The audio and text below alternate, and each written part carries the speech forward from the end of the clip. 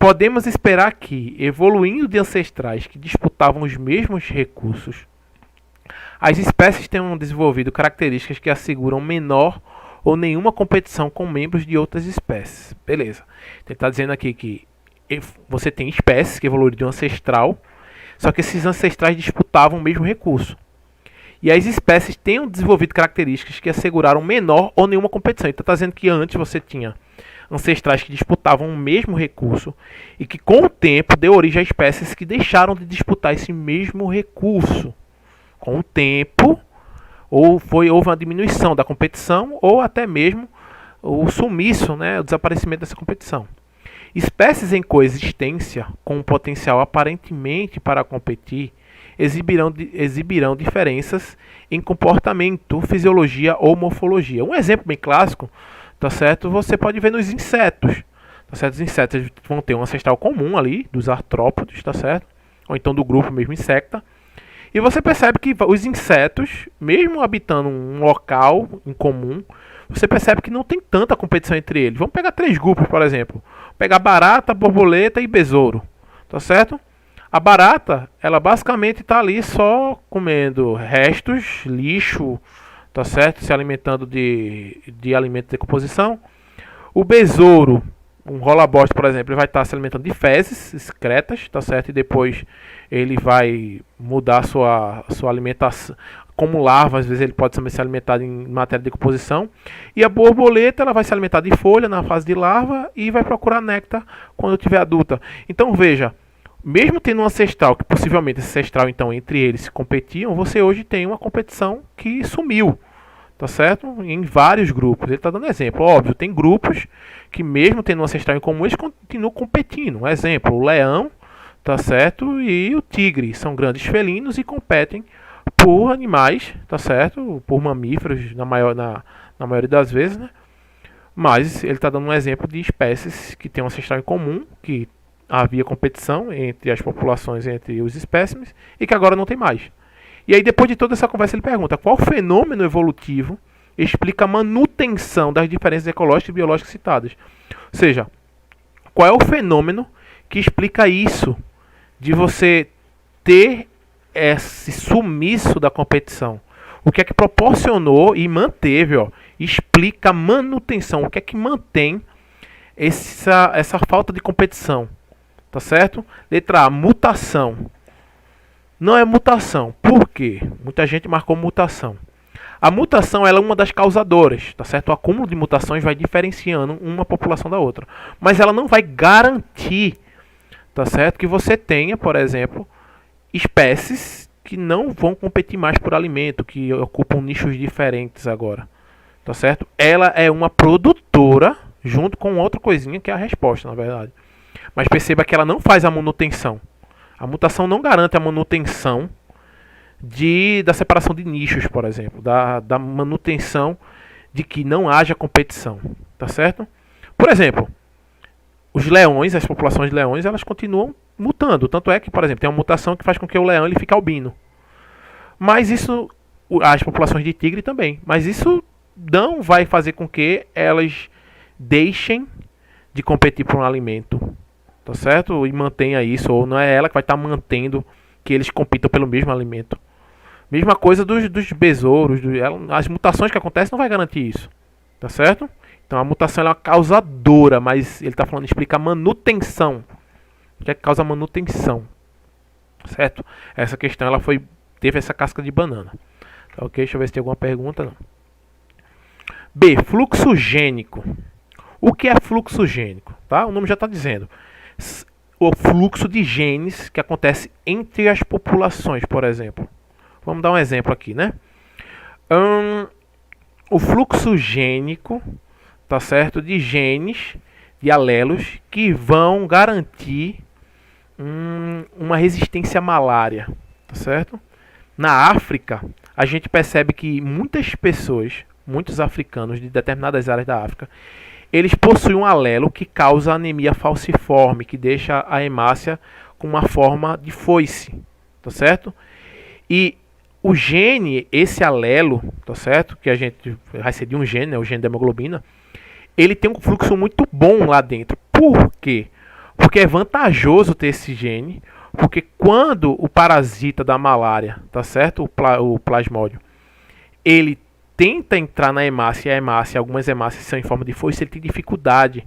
E aí ele não se cria nessas pessoas. Então, essas pessoas são resistentes à malária, tá certo? Então o fluxo gênico lá dentro mantém, tá certo? Essa característica, tá ok?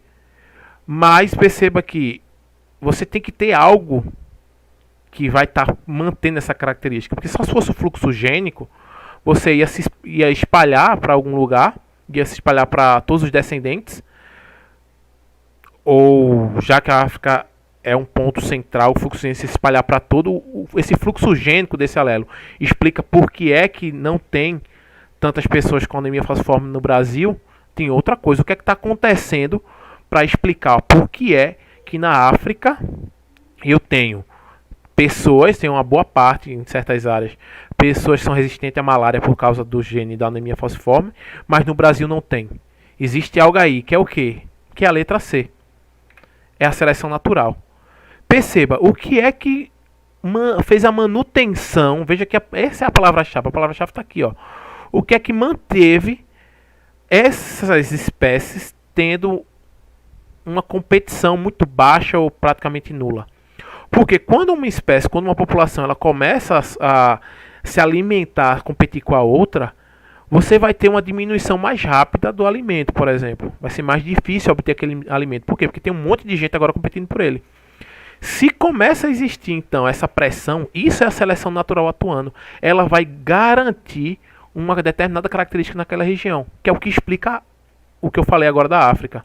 O fluxo gênico acontece, mas ele não garante a manutenção. Por quê? Porque para garantir a manutenção você precisa de algo que esteja sendo proveitoso para aquela população, que é o ambiente, é a seleção natural. Perceba, se você tivesse vários brasileiros, tivesse um fluxo gênico desse alelo, né, o alelo que causa anemia falciforme no Brasil, essas pessoas iriam morrer. Por quê? Porque não tem um surto grande de malária no Brasil. Você não tem a malária em todas as regiões. Então não é vantajoso, você só vai ter prejuízo. Você vai ter uma diminuição no transporte de oxigênio, tá certo? E comparado àquelas pessoas que não têm esse gene, você vai ter um prejuízo, você vai estar em desvantagem. E aí essas pessoas que não têm o gene vão se dar melhor do que você. Vão conseguir mais alimento, vão ter melhor emprego, mais condições e tal. Então isso vai influenciar, tá certo? E tô falando de seleção natural, tá certo? Tem que voltar para os primórdios da humanidade. Hoje em dia a gente tem a medicina. Então perceba, numa região que não tem malária, não é vantajoso ter um alelo que causa anemia falciforme. Porque quem não tiver esse alelo vai estar saudável, não tem malária para pegar, vai se dar bem. Já esse aqui só tem prejuízo. Tem anemia falciforme, não tem malária nenhuma para ele ser resistente. Isso é seleção natural. Tá certo? O que é que acontece na África? O indivíduo que tem a anemia falciforme, ou no caso é heterozigoto, na verdade, para anemia falciforme, e esse indivíduo é totalmente normal, os dois vão estar agora, a seleção natural vai atuar em cima dos dois, jogando malária neles. E aí quando esse indivíduo pegar malária, entrar em contato, tá certo, com a malária, ele vai, tá certo, morrer, porque ele não é resistente à malária. Já esse aqui, mesmo com anemia falciforme, ele vai sobreviver, porque ele é resistente à malária. Ele vai dar conta do resto da vida. Então isso que seleciona tais indivíduos é a seleção natural. E nesse exemplo aí, por que é que essa população, por que é que esses indivíduos não se alimentam do mesmo alimento que esse aqui? Porque se eles começam a se alimentar, se alguns indivíduos dessa população começam a se alimentar do mesmo alimento, começa uma competição. A quantidade de alimento cai e possivelmente uma das duas desaparece. Pode acontecer isso? Pode. Tá certo? Pode estar acontecendo isso. Mutações pode fazer com que essa população tenha um indivíduo ou dois que antes se alimentava, os ancestrais dele se alimentavam de uma coisa e agora ele passou a se alimentar de outra. Só que agora você tem uma competição com uma outra espécie que se alimentava daquilo. Possivelmente então eles vão estar em desvantagem. Tá certo? Então isso agora deixa de ser a mutação e a seleção natural atuando. Entenderam? Se vocês não entenderam, eita, passei aqui. Se vocês não entenderam, deixem aí no comentário para explicar melhor. tá certo? Deriva genética. O que é deriva genética? É quando você vive numa população que existe uma deriva, uma tendência para certos alelos, tá certo? Isso não vai fazer a manutenção. Mais uma vez, isso pode ser causa da mutação, tá certo? O equilíbrio de Heisenberg é